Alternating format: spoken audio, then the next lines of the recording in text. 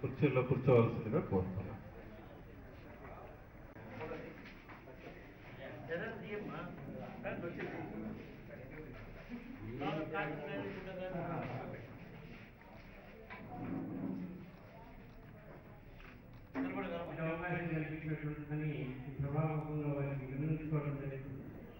నమస్కారం. ఇప్పుడు లక్ష్మీనారాయణ చక్కగా అడిగారు ఎంపీ గారిని, ఆ కృత్రిమ అవయవాల యొక్క మ్యానుఫ్యాక్చర్ సెంటర్ కూడా పార్టీ వ్యతిరేకంగా ఉంటారు. పార్టీ వేరే, ప్రభుత్వ యంత్రాంగం వేరే. అబ్బాయి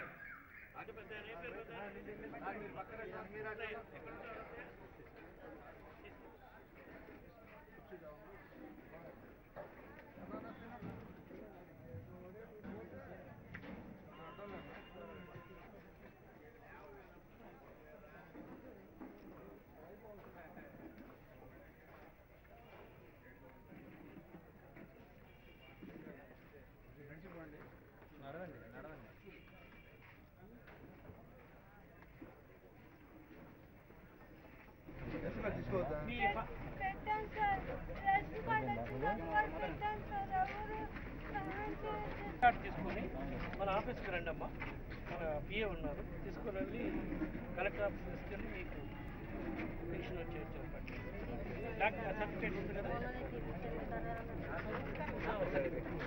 మామూలుగా పర్సంటేజ్ సర్టిఫై చేయాలి. పిడి గారు ఏ పేరు ఏం చేస్తున్నా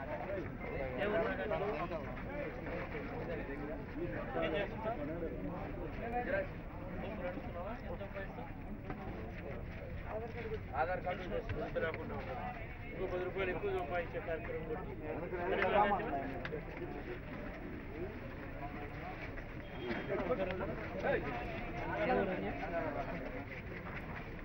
ఏం చేస్తున్నా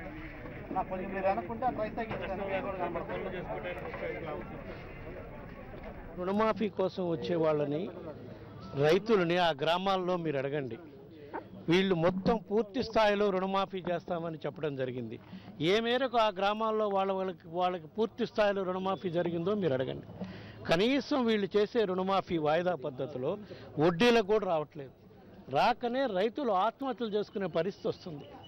వీళ్ళేమో సంబరాలు, రోజుకో కొత్త ప్రోగ్రాం పేపర్లో, మీడియాలో, టీవీల్లో రావాలి. ఏరువాక ఒకరోజు, రైతు రుణమాఫీ 3వ విడత, 2వ విడత, 4వ విడత. అసలు పూర్తిగా రుణమాఫీ చేసిన గ్రామాలు ఎక్కడైనా ఉన్నాయో చూపించండి. కేవలం మభ్యపెట్టి ఏ విధంగా అయితే అధికారంలోకి వచ్చాడో ఇప్పుడు కూడా ప్రజలను అదే విధంగా మభ్యపెట్టి పబ్బం గడుపుకునే కార్యక్రమం చేస్తూనే ఉన్నారు. ప్రజలు చూస్తూనే ఉన్నారు. గ్రామాల్లోకి వెళ్తే తెలుస్తుంది ఏ విధంగా ఆయన హామీలు ఇచ్చి ఏ విధంగా మోసం చేశాడు అనేది. ఇవన్నీ ప్రజలు చూస్తున్నారు. ప్రజలు సరైన సమయంలో బుద్ధి చెప్పడానికి రెడీగా ఉన్నారు. రామాయపట్నానికి తెలుసు, గుజరాత్. దుగ్గిరాజపట్నంకి రామాయపట్నంకి సంబంధం లేదమ్మా. దుగ్గిరాజపట్నం యూపీఏ ప్రభుత్వం వాళ్ళు అడావుడిగా రాష్ట్ర విభజన కార్యక్రమంలో పర్మిషన్లు ఇచ్చేశారు. అక్కడ పోర్టు పెడితే అక్కడ ఎన్విరాన్మెంట్ ప్రాబ్లమ్స్ ఉన్నాయని, తర్వాత అక్కడ శ్రీహరికోట రాకెట్ లాంచింగ్ సెంటర్ కానీ, పులికాట్ సరస్సు కానీ ఎన్విరాన్మెంటల్ ఇష్యూస్ ఉన్నాయని చెప్పి ఆ పోర్టు క్లియరెన్స్ పెండింగ్లో ఉంది. దానికి రామాయపట్నంకి సంబంధమే లేదు. రామాయపట్నం పోర్టు అభివృద్ధి చేస్తే ప్రకాశం జిల్లా అభివృద్ధి అవుతుందని చెప్పి మనం దాన్ని టేకప్ చేయడం జరిగింది. నేను ప్రధానమంత్రిని కలిసి ఇప్పుడు 2 సార్లు దాని విషయంగా మాట్లాడడం జరిగింది. ప్రధానమంత్రి గారు తప్పకుండా రామాయపట్నం కూడా ప్రైవేట్ పోర్టు కింద, ప్రైవేట్ పీపీఏ మోడ్లో డెవలప్ చేస్తామని ఆయన హామీ ఇవ్వడం జరిగింది. తప్పకుండా జరిగి తీరుతుంది. మరో ముఖ్య విషయం ఏంటంటే 2014లో వైఎస్ రాజశేఖర రెడ్డి గారు ముఖ్యమంత్రిగా ఉన్నప్పుడు కాపులను బీసీలో చేరుస్తారన్న హామీ మేనిఫెస్టోలో పెట్టాడు. అప్పుడు అడగని ముద్రగడ పద్మనాభం ఈ రోజు ఎందుకు అడుగుతున్నారు? వైసీపీ ప్రోత్సాహంతో ముద్రగడ దీక్ష చేస్తున్నారు. ముద్రగడకి వైసీపీకి సంబంధం ఏందమ్మా? మీరు రాజశేఖర రెడ్డి గారి గురించి ఇప్పుడు మనం మాట్లాడుకోవడం కరెక్ట్ కాదు. రాజశేఖర రెడ్డి గారు ఎలక్షన్లో వాగ్దానం చేశారు. ఎలక్షన్లు అయిపోయిన 1-2 నెలలకంతా ఆయన కనుమరుగైపోయారు. తప్పకుండా ఆయన బతికుండుంటే ఆయన వాగ్దానం చేసిన మేరకు తప్పకుండా అది అమలు జరిగి ఉండేది. కానీ ఈరోజు జరుగుతున్న దాంట్లో వైసీపీకి కానీ జగన్మోహన్ రెడ్డి గారికి సంబంధం ఏంది? నువ్వా ఎలక్షన్లో హామీ ఇచ్చి అధికారంలోకి వచ్చింది జగన్మోహన్ రెడ్డా? నువ్వు ఎందుకు హామీ ఇచ్చావు? అది వాళ్ళు అడిగేది అదే కదా.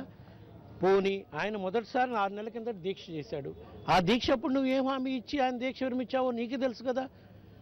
నువ్వు ఆ దీక్ష విరమించడానికి ఆయనకి ఇచ్చిన హామీ ఇప్పుడు నెరవేర్చుంటే ఆయన మళ్ళా దీక్ష కూర్చొని ఈరోజు ఆయన ఆరోగ్యం క్షీణించిపోయి ప్రజలంతా ఎంతో ఆతృతతో ఎదురు చూసే ఇది పరిస్థితి ఉత్పన్నం కావటానికి కారణం కూడా నువ్వే. దాన్ని మళ్ళా ఎదుటోళ్ళ మీద రుద్దే కార్యక్రమం చేస్తున్నారు మీరు. ఇది మంచి పద్ధతి కాదు. ఇప్పటికైనా ముద్రగడ పద్మనాభం గారు అడిగే మీరు ఒప్పుకు ఏవైతే డిమాండ్స్ ఉన్నాయో ఆ డిమాండ్కి ఒప్పుకొని ఆయన ఆరోగ్యం క్షీణిస్తున్న దృష్ట్యా ఆయన కాపాడాల్సిన బాధ్యత కూడా ఈ రాష్ట్ర ప్రభుత్వం మీద ఉందని చెప్పి మేము వైఎస్ఆర్ కాంగ్రెస్ పార్టీ తరఫున మేము డిమాండ్ చేస్తున్నాం.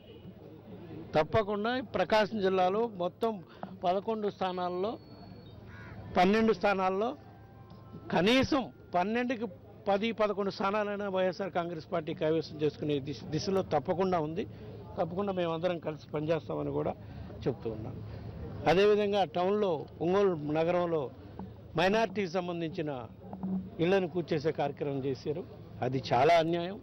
అందుట్లో ఇప్పుడు మైనార్టీలకి ఎంతో ముఖ్యమైన రంజాన్ మాసంలో వాళ్ళని ఆ విధంగా నిరాశలు చేయటం, వాళ్ళ అక్కడి నుంచి తొలగించాలనుకున్నప్పుడు కొన్ని చర్యలు తీసుకునే ముందు వాళ్ళకి ఇన్ఫామ్ చేయాలి, టైం ఇవ్వాలి, వాళ్ళు ఆల్టర్నేటివ్ అరేంజ్మెంట్ చేసుకునేదానికి అవకాశం కల్పించాలి. అవన్నీ లేకుండా ఒక్క ఊకుమ్మడిగా పోయి వాళ్ళు ఉండే వాళ్ళ బతుకు తెరువుకైతే ఏ స్థలాలైతే వాళ్ళు అక్కడ ఉండి జీవనోపాధి చేసుకుంటున్నారో ఆ స్థలాలను కొలగొట్టడం చాలా అన్యాయం. వాళ్ళకి తక్షణమే ఆల్టర్నేటివ్ అరేంజ్మెంట్ చేయాలని చెప్పి వైఎస్ఆర్ కాంగ్రెస్ పార్టీ మేము డిమాండ్ చేస్తున్నాం. మేము తప్పకుండా సాయంకాలం ఎవరైనా కానీ ఇందులో రాజకీయాలు ఎందుకు? పేదవాళ్ళు, బలహీన వర్గాలు, మైనారిటీ వాళ్ళ విషయంలో ఏ పార్టీ వాళ్ళైనా సరే ఈ విధంగా కూల్చేయటం తప్పు అంటున్నాం. అట్లా అని మనం అభివృద్ధికి డెవలప్మెంట్కి కానీ ఎక్కడ మనం అడ్డం పట్టలేదు. కానీ మీరు కూల్చే ముందు వాళ్ళకి నోటీస్ ఇవ్వాలి, వాళ్ళకి ఆల్టర్నేటివ్ అరేంజ్మెంట్ చేయాలి. న్యాయపరంగా చట్టపరంగా జరగాల్సిన చేసి ఉంటే బాగుండేది. ఈ విధంగా రంజాన్ మాసంలో ముస్లిం మైనారిటీలకు ఎంతో గొప్ప ఇదైన ఈ మాసంలో ఈ విధంగా చేయటం చాలా అన్యాయం.